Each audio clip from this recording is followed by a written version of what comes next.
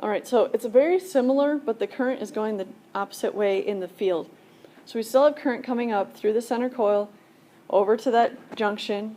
From there, it's going to go through the RCCR coil, both current and voltage. That's going to close the points. So we still have the current coming from the generator charging the bus and the battery. If the current tries to go backwards, it's going to flip that magnetic field. The points will open, which will prevent that from happening, prevent the current from going backwards. Now this is the difference. Our current's going the other way in the field. So you might draw some arrows on your schematic there of how the field comes from that solder connection down through the field to ground. Because that's the main difference between the A and the B type. I could come in and draw an arrow here.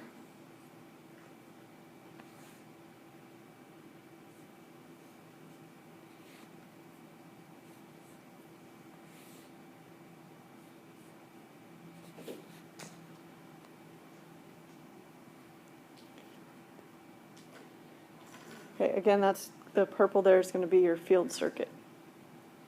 Now, if we have an overcurrent situation, again, same thing. It's going to create a magnetic flux field that will pull those points open and decrease the output. Also, the voltage limiter points work exactly the same.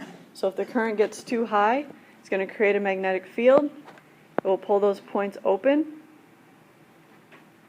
And now the current has to go through this bottom resistor, so that's a little bit different between the A and the B, through that bottom resistor through the field. So that will decrease the current through the field, and the output therefore will go down.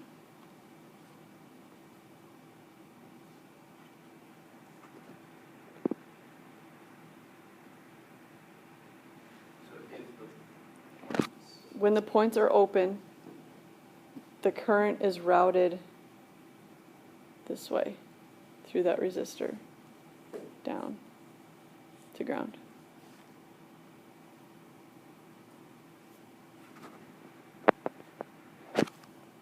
And that's it. That's what I have for the B type. So it's just that the field current is going the opposite direction.